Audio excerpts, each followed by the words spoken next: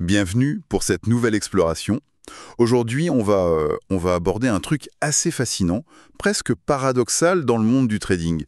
Figurez-vous qu'une stratégie qui ne gagne, disons que 4 fois sur 10, peut quand même rapporter de l'argent. Hmm, Et à l'inverse, une autre super performance sur le papier, 80% de succès, eh ben, elle peut complètement ruiner votre compte. Oui, c'est assez contre-intuitif au premier abord. Carrément. Alors, comment on explique ça? Le secret, en fait, il n'est pas tant dans la stratégie d'entrée, mais dans un élément qu'on oublie souvent, la gestion du capital. Tout à fait. Et c'est justement ça qu'on va décortiquer aujourd'hui, le fameux money management.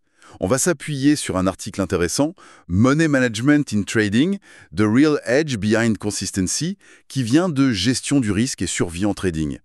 Notre objectif, c'est de comprendre pourquoi cette discipline, c'est la clé pour durer sur les marchés, pour viser la régularité. Effectivement.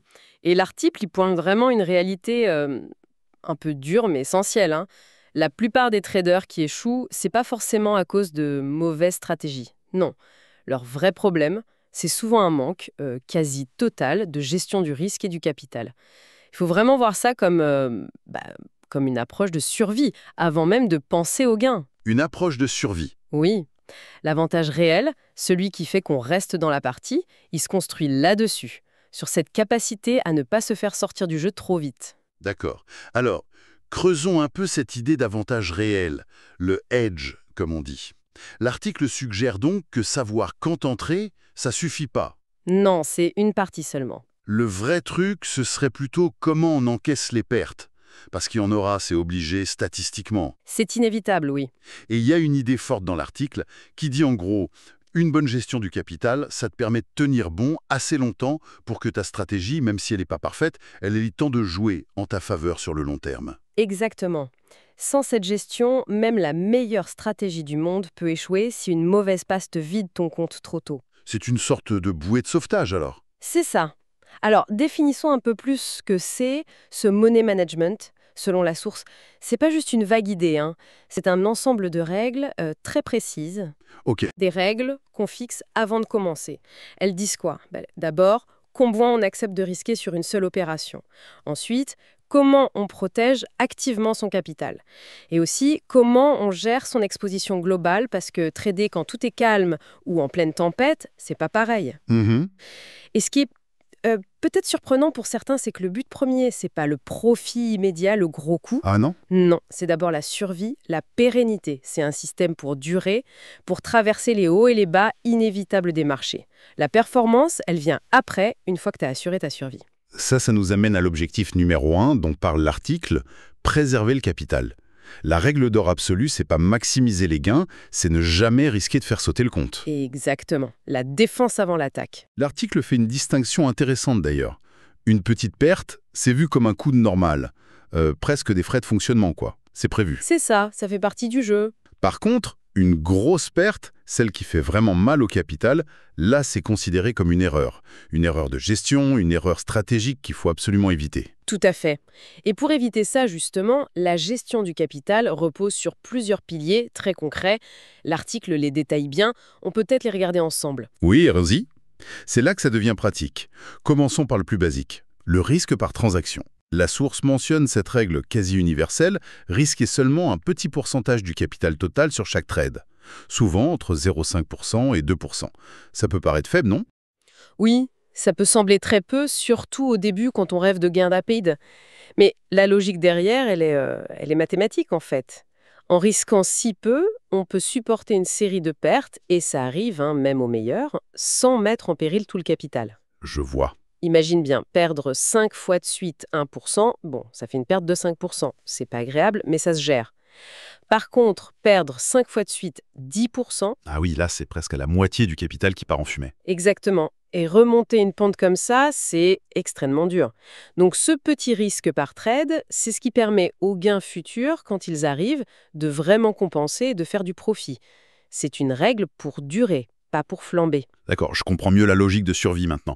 Alors, deuxième pilier, lié au premier, le fameux stop loss.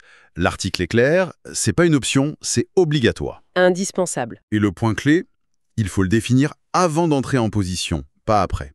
Et surtout, ne pas le bouger sous le coup de l'émotion si ça va mal.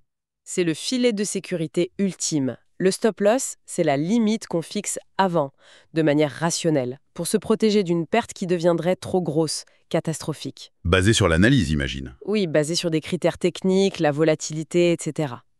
Le fixer avant, c'est de la stratégie. Le bouger après, surtout pour l'éloigner quand on perd, ça, c'est souvent l'espoir ou la peur. Et ce sont de mauvais conseillers en trading. Très mauvais. Respecter son stop initial, c'est un acte de discipline fondamentale face à l'incertitude.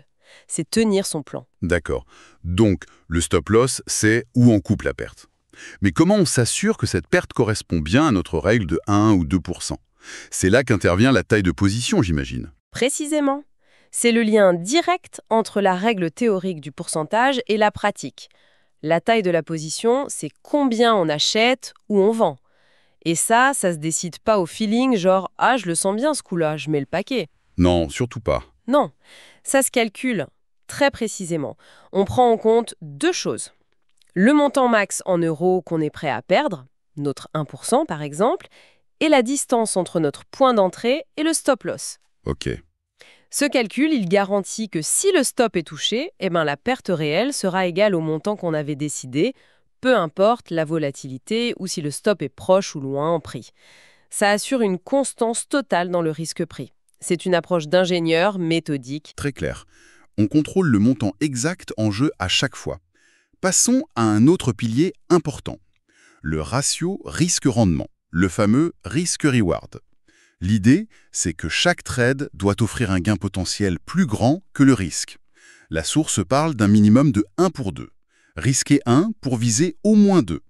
Et voilà la clé de notre paradoxe du début. C'est ce ratio asymétrique qui explique comment une stratégie qui gagne moins d'une fois sur deux peut être rentable. 1. Réfléchis. Si, quand tu perds 100 € grâce à ton stop et ta taille de position, mais quand tu gagnes en moyenne 200 € ou 300 €. Même si tu ne gagnes que 4 trades sur 10... Attends, je calcule. 4 fois 200 €, ça fait 800 €. Et 6 pertes de 100 €, ça fait 600 €. Donc 800 moins 600, ça fait 200 € de profit. Exactement. C'est comme ça que la stratégie à 40% de succès peut fonctionner. Les pertes sont limitées, maîtrisées, et les gains, eux, sont significativement plus grands. Ok, maintenant ça prend tout son sens. C'est juste des maths en fait. Autre concept intéressant, la perte maximale journalière. L'article appelle ça un coupe-circuit. Une règle perso. Si on atteint un certain seuil de perte dans la journée, on arrête tout. Fini pour aujourd'hui. Oui, et ça, c'est avant tout psychologique. Le but, c'est d'éviter le tilt. Tu sais, quand tu enchaînes les pertes et que tu perds le contrôle, que tu veux absolument te refaire tout de suite. Le revenge trading. C'est ça. Et c'est presque toujours la meilleure façon d'empirer les choses. Imagine un trader qui perd 3 fois le matin. Sans cette règle, la tentation de doubler la mise l'après-midi est énorme.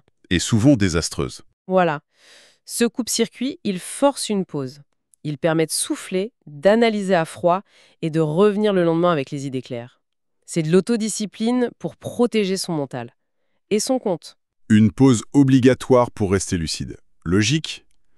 Dernier pilier mentionné, quand? La gestion de l'exposition globale. On nous met en garde contre le fait d'avoir trop de positions ouvertes en même temps, qui seraient liées, corrélées. Oui, c'est un point un peu plus avancé mais crucial. Même si chaque trade respecte la règle du 1%, si tu as par exemple 5 positions sur des actions du même secteur ou plusieurs paires de devises liées au dollar, une seule mauvaise nouvelle peut affecter toutes ces positions en même temps. Et là, ton risque réel sur cet événement, c'est plus 1%, c'est 5%. Ah oui, le risque s'additionne sans qu'on s'en rende compte. Exactement. Le risque cumulé peut exploser. Il faut donc avoir une vue d'ensemble, gérer le risque total du portefeuille, pas juste ligne par ligne.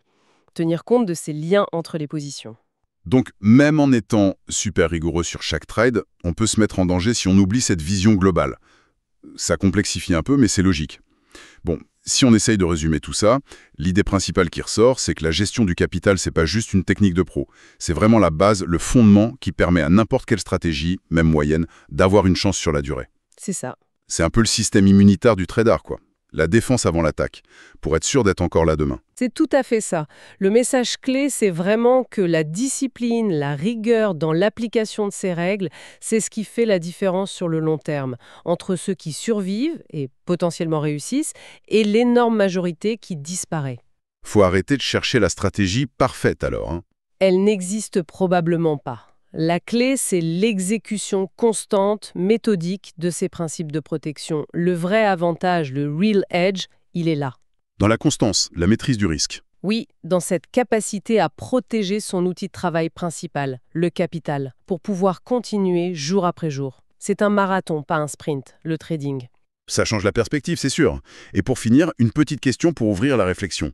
Au-delà du trading, est-ce que ces principes de gestion du risque ne pourraient pas nous servir ailleurs? Intéressant comme question. Ben oui, définir à l'avance ce qu'on est prêt à perdre sur un projet, que ce soit pro ou perso. Calculer son exposition réelle à un risque, pas juste le risque évident. Se méfier des décisions prises à chaud, sous pression. C'est vrai que ça peut s'appliquer à beaucoup de situations. Que ce soit pour investir autrement, pour des choix de carrière, ou même des décisions de vie importantes où il y a de l'incertitude. Est-ce que cette approche money management pourrait pas nous aider à naviguer plus sereinement, à faire de meilleurs choix? C'est une excellente piste de réflexion à explorer en effet.